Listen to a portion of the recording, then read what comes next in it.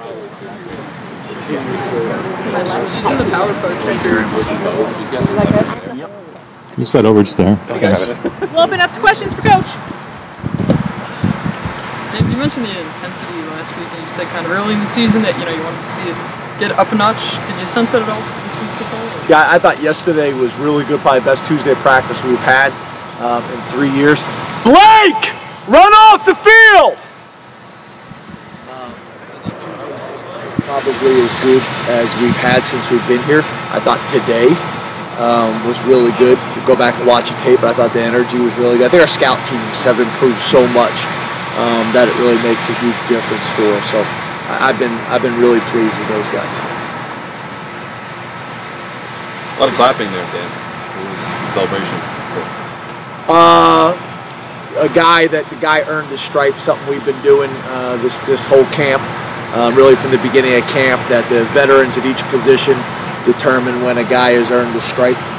If you see the young guys don't have stripes on their helmets, they have to earn them. So today it was Des Holmes. Why did you guys, was it something the leadership council wanted to do, or you wanted to do? How did that idea? Something that I read in a book, the book Legacy.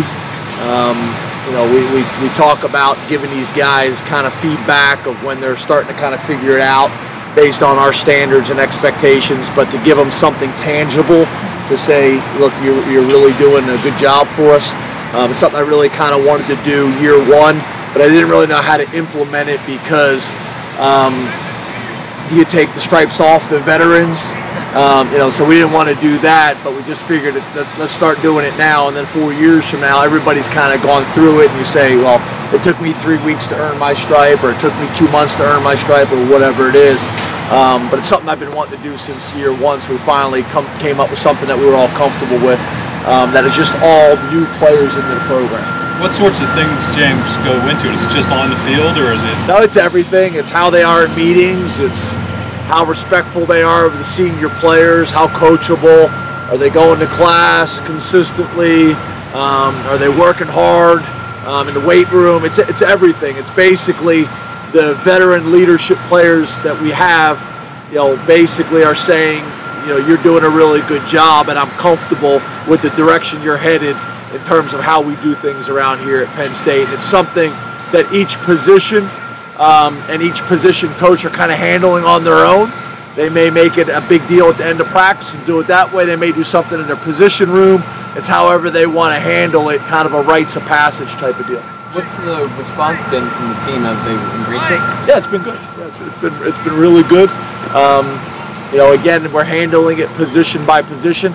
Like, as you guys know, it's not like I made this decision on my own. It was something I talked to the leadership council about and said, this is something I'd like to do. I think it'd be important, and this is why. They were on board with it. So as you guys know, I don't make too many decisions in a vacuum. James, for some context, how many guys since the start of camp have earned their stripes? I'm not sure, to be honest. I'm not keeping track of it because it's really not something that we're running as coaches. It's position specific. But if I had to guess, I'd probably say 6 or 7, but I'm not really sure on that. Again, we're not tracking it. James, say Blake Gillikin say you want to be an orthopedic surgeon after football. Who did you say? Blake Gillikin? Yeah. Have you talked about that with them specifically, and then how often do you talk to your players about what their aspirations are after football? Yeah, we talk about it obviously during the recruiting process a whole lot.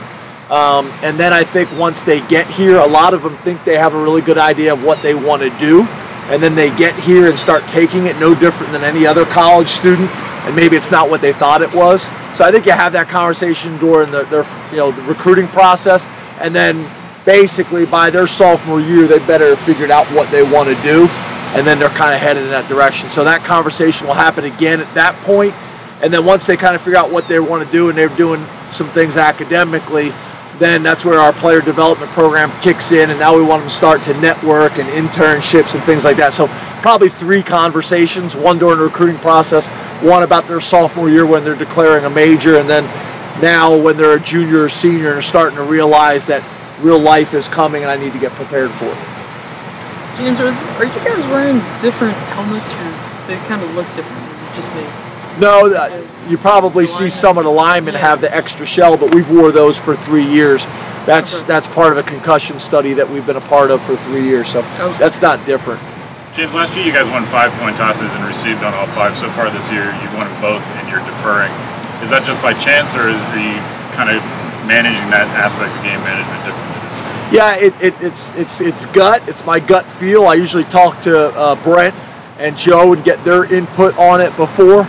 Some of it deals with weather, what the weather is going to be like if it's a rainy day, and I feel like the game conditions will get sloppier in the second half. I want to take the ball early in the game where we still have control, where the weather's not going to be too bad. It doesn't become a sloppy game, or the style of offense that we're playing on the other team, whether they're a ball control offense or whether they're a spread. So a lot of different things kind of go into it. James, you're in an interesting position where you only have a few slots left for this recruiting class. How much time per day are you spending on this actual class, and how much time are you spending on future classes at this point? Yeah, it's probably similar to what we've been every year. I think, for the last couple of years, we've had most of our class done before the season started. So we want to keep in track with those guys. We got a handful of guys that we're still recruiting in this class.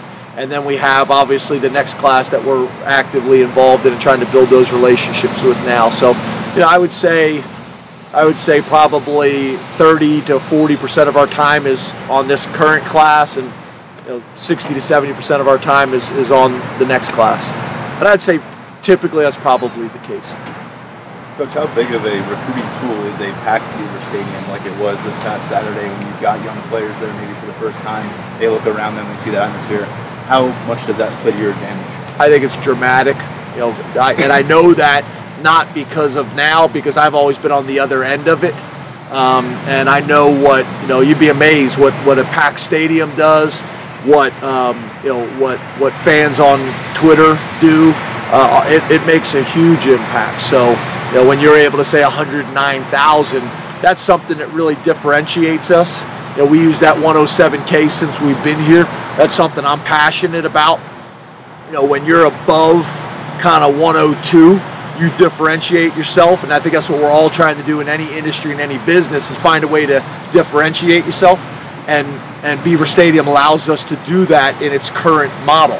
So, that's obviously something that's important to us, and I know it makes a huge impact in recruiting. There's very few venues in all of sports, football, not just football, all sports. There's very few venues like it. James, looking at Coach Huff, in what way has he had the biggest impact on the success of the running backs the last few years, and what about his coaching style stands out to you the most? Well, he's a guy that is really taken kind of, I asked these guys to be the head coach of their position, and he's done an unbelievable job of that. They have a really strong culture in their room. They got really high standards. Those guys do not miss class. If not, they got to deal with Huff. He is really kind of built a real strong standard from that standpoint. The way they practice, the way they support each other, the way they encourage each other. He's done a really good job of kind of building a standard in his room, and they've all bought into it. I think it helps when you got a guy, obviously, like Saquon Barkley, that is a tremendous leader on and off the field. That helps. No different than I remember when I was with the Green Bay Packers and Donald Driver did that for me. So he's done a really good job. And I think he's done the same thing on a bigger scale, obviously, with special teams. I mean, you look at our improvement from the time we got here till now. I think Charles Huff has done a tremendous job for us. The same thing in recruiting. You look at, in recruiting, we're in his area, his recruiting area, we're always on the top guys. You look at running backs, we're always on the top guys, and you get great feedback from the parents and the recruits about him as well. Coach, Blake Gillikin seemed to have a really good game on Saturday. I think 5 out of 6 of his punts hit behind the 20, including 2 that put him at or behind their 5, and obviously one of which went for the safety. What kind of value does that add to the team? Huge. Blake, I think we all realized last year the difference, having a big-time punter makes, in terms of field position for both your offense and your defense. He's continued, I think, on a real strong path this year as well, but I think the other thing is our coverage units have really taken another step. So, you combine a really good punter with really good athleticism in your coverage units, it helps. It sets you up for success. So I'm really excited about his future. Like was talking about, he's pre-med major. He's in the Schreier's Honors College. He's kind of the whole package. And it's interesting. His parents have done a great job. He's got a brother who's the starting long snapper at Northwestern, obviously another really good academic school. So, really the whole package. Did you guys pursue his brother? Did you guys pursue his brother at all as a walkout? No, they wanted to go to separate schools. They did not want to go to the same school. Coach, you mentioned Etor. You said 5 games is really where you feel like he'll make a big impact in the rotation or more expanded. Did he show you something maybe week 2 that could expedite that process? I know you mentioned him for that hustle play and showing the team. Yeah, I think when I say game 5, that's kind of like a general benchmark.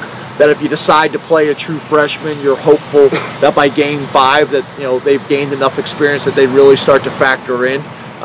Some guys are going to be able to make impacts from game 1. Some guys it's going to take to game 7. It just kind of depends, but he is showing more and more flashes of what he can do.